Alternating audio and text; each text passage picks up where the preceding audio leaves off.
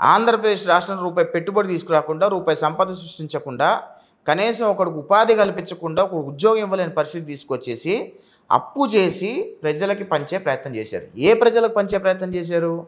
YCP ఓటర్లు ఎవరైతే ఉన్నారో వాళ్ళకు మాత్రమే ఆయన చెప్పిన పథకాలు అందేలా చేసుకున్నాడు. అందుకనే ఎలక్షన్ టైంలో మా ఎన్ఆర్ఐ టార్గెట్లు ఏంటంటే, మా ఎన్ఆర్ఐలు అందరూ కూడా వైసీపీ ఓటర్లనే టార్గెట్గా మేము పనిచేసాం. ఓకే. వైసీపీ ఓటర్లు ఎక్కడైతే బలంగా ఉన్నారో, ఎక్కడైతే వైసీపీ నియోజకవర్గాలు ఉన్నాయో ఆ నియోజకవర్గాల్లోనే ఎన్ఆర్ఐలు పర్యటించారు.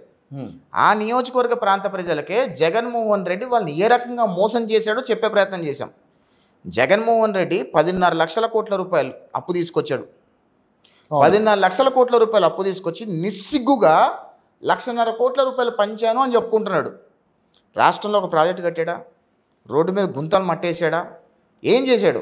ఏమీ చేయకుండా 8.5 లక్షల కోట్ల రూపాయలు మింగేసి ప్రజలను దొబ్బేసి ఈ 1.5 కోట్ల రూపాయలు కూడా వైసీపీకి సంబంధించిన సానుభూతి పరులకు డబ్బులు ఇచ్చుకుంటూ దానిలో మళ్ళీ ఆ కుటుంబానికి 50,000 60,000 ఇచ్చేసి సంవత్సరానికి వాళ్ళ దగ్గర 3 లక్షలు కొట్టేశాడు. అవన్నీ కూడా ఫ్యాక్ట్స్ అండ్ ఫిగర్స్తో మేము వైసీపీకి ఓటర్లకు చూపించే ప్రయత్నం చేసాం. గ్రామ స్థాయిలోకి వెళ్ళి అమ్మా ఆ జగన్మోహన్ రెడ్డి ఎలక్షన్ ముందు నేను నీకు ఇంత ఇచ్చా అని చెప్పాడు కదా, అదే పేపర్ పట్టుకొని జగన్ రెడ్డి ఇంత ఇచ్చాడు వాస్తవమే, మరి నువ్వు ఎంత ఇచ్చావమ్మా జగన్ రెడ్డికి అని అడిగితే, అవును సార్ ఇప్పుడు నాకు జగన్ రెడ్డి ఇంకా 2 లక్షలు ఇవ్వాలి సార్ నాకు అంటారు. మరి ఇప్పుడు ఓటేస్తావా తల్లి అని అడుగుతా, అమ్మో ఈ దొంగకు మాత్రం ఓటేయండి సార్ అంటారు. ఆ సిచ్యువేషన్ తీసుకెళ్ళాం మేము. NRIs played a very key role in Andhra Pradesh elections. మాలాంటి ఎన్ఆర్ఐలు అందరూ కూడా జగన్మోహన్ రెడ్డి చేసిన దొంగతనాన్ని, అరాచకాన్ని, అవినీతిని, అకృత్యాలని ప్రజల్లో స్పష్టంగా వివరించే ప్రయత్నం చేశాము. దానిలో ఎన్ఆర్ఐస్ సక్సెస్ అయ్యాము. అంటే మా వల్లనే కాదు, 2,000 మంది దాకా అక్కడి నుంచి ఇక్కడికి వచ్చి వివిధ జిల్లాల్లో పర్యటించి అందరినీ కూడా జాగృతం చేసే ప్రయత్నం చేశారని చెప్పి విన్నాను. 3 లక్షల మంది ఎన్ఆర్ఐలు డైరెక్ట్గా ఓటేయడానికి వచ్చారు. 5,000 మెంబర్స్ మాలాంటి వాళ్ళు 5,000 మంది, మాలాంటి వాళ్ళు 5,000 మంది నియోజకవర్గాల్లో వివిధ హోదాల్లో పర్యటించాం. పులివెందల్లో కూడా పర్యటించాను నేను. పులివెందల్లో కూడా క్యాంపెయిన్ చేశాను. భయమే ఇలా? ఎందుకు భయం అండి? ఏం చేస్తాడు జగన్మోహన్ రెడ్డి? చంపేస్తాడు. వివేకానంద రెడ్డిని చంపేస్తాడు. ఏమవుతుంది? ఏమీ కాదు. ఎంతోమంది చచ్చిపోతాం, దానిలో మనం కూడా చచ్చిపోతాం, అంతే. అంతమించి ఏముండదు అక్కడ. మనం చచ్చిపోతే భూమి ఆగిపోదు, లేదా ఏమీ జరగదు. ప్రజలకు ఏదో రోజు తెలుస్తుంది. నేను తెలిసింది అనుకున్నా, నేను చావుకి ఏ రోజు భయపడలేదండి. రాజశేఖర రెడ్డి చూసే వాళ్ళకి, ఇప్పుడు నేలాంటి వాడికి ఎవరికైనా చూసే వాళ్ళకి మీ వీడియోలు చూసిన తర్వాత అనిపిస్తూ ఉంటుంది, ఎందుకు ఈయనంత చాలా కసిగా మాట్లాడుతున్నారు గవర్నమెంట్ మీద, ఎందుకు అంత అగెనిస్ట్గా వస్తోంది, జగన్మోహన్ రెడ్డి నిజంగా అన్ని తప్పులు చేశాడా అన్న అనుమానం అయితే కలుగుతుంది కదా. అంటే జగన్మోహన్ రెడ్డి తప్పులు చేశాడా? ఇప్పుడు అది పక్కన పెట్టండి.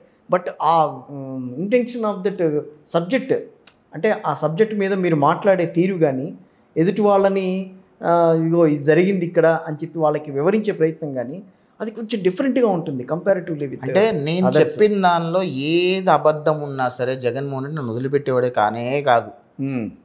ఒక్క అబద్ధం ఉన్నా అది కరెక్ట్. నేను ప్రాపర్గా నేను ఏది మాట్లాడినా, ఏ ఇన్ఫర్మేషన్ బయటికి తీసుకొచ్చినా నా టీం మొత్తం అది రివ్యూ చేసి, నాకు టీం ఉంది, ఆ టీం మొత్తం రివ్యూ చేస్తారు, దాని ఫ్యాక్ట్స్ అన్ని తెప్పించుకుంటాం. ఆ ఫ్యాక్ట్స్ అన్ని తెలిసిన తర్వాతనే నేను ఆ డిస్కషన్ గురించి మాట్లాడతా, టాపిక్ గురించి మాట్లాడతా.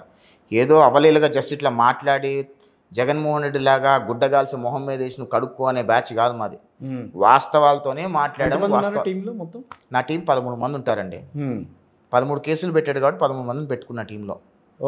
ఆ నెంబర్ వచ్చిందని. సో ఎడిటర్స్ దగ్గర నుంచి కంటెంట్ రైటర్స్ దగ్గర నుంచి కంటెంట్ గ్యాదరింగ్ వరకు చూసుకొని, ఆ డ్యూ డెలిజెన్స్ చేసుకొని, ఏ నియోజకవర్గాల్లో ఏం అరాచకం జరిగింది, అది వాస్తవం కాదా, ఆ ఫ్యామిలీ ఏంటి, ఆ ఫ్యామిలీ బ్యాక్గ్రౌండ్ ఏంటి, ఎందుకు జరిగింది, ఇది పొలిటికల్గా జరిగిందా లేకపోతే పర్సనల్గా వాళ్ళ ఫ్యామిలీగా జరిగిందా, ఇవన్నీ తెలుసుకున్న తర్వాత మాట్లాడతాం. ఈ రోజు వరకు నేను మాట్లాడిన సబ్జెక్ట్లో ఏ సబ్జెక్ట్ మీద కూడా వైసీపీ వాళ్ళు దాన్ని కండెమ్ చేయలేకపోయారు. ఆఖరికి జగన్మోహన్ రెడ్డి సోషల్ మీడియాలో కూడా నేను మాట్లాడిన కంటెంట్ మీద నాతో ఫైట్ చేయలేక, ఇలాంటి ఎన్ఆర్ఐలు కొంతమంది అటు లండన్లో, అటు పక్కన వైసీపీకి సంబంధించి అమెరికాలో కూడా కొంతమంది ఉన్నారు. కొంతమంది వాళ్ళు కూడా వ్యతిరేకించారు కదా, కొన్ని సందర్భాల్లో మిమ్మల్ని ఏమైనా వ్యతిరేకించారా? ఏం లేదా? నేను చెప్పిన కంటెంట్ మీద ఏ రోజు కూడా లేదు నువ్వు చెప్పేది తప్పు, ఇది వాస్తవం ఎక్కడ పెట్టలా. నా మీద పర్సనల్ అటాక్ చేయడం మొదలుపెట్టారు తప్పితే, నేను చెప్పింది తప్పు, వాస్తవం ఏంటి చెప్పండి అంటే వాస్తవం చెప్పరు. ఓకే. అర్థమైందా? మీరు వాస్తవం ఏంటో చెప్పండి ప్రజలకి. నేను చెప్పింది అబద్ధం జగన్మోహన్ రెడ్డి మీద, సరే మీరు వాస్తవం ఏంటో చెప్పండి. వాస్తవాలు చెప్పకుండా నా తల్లిని, నా ఇంట్లో వాళ్ళని, నా ఇంట్లో ఆడవాళ్ళని అందరిని ఇష్టం వచ్చినట్టు బూతులు తిడుతూ వాళ్ళ ఫోటోలు మార్ఫింగ్లు చేస్తూ నాటకాలు చేసి చిత్రహింసలు పెట్టే ప్రయత్నం చేశారు. ఎక్కడ వెనుకడగలేదు. ఖచ్చితంగా ఎన్నాళ్ళు సాగింది ఈ రకమైన? చాలా, ఐ థింక్ 4 years నేను చాలా సఫర్ అయ్యా జగన్మోహన్ రెడ్డి వల్ల.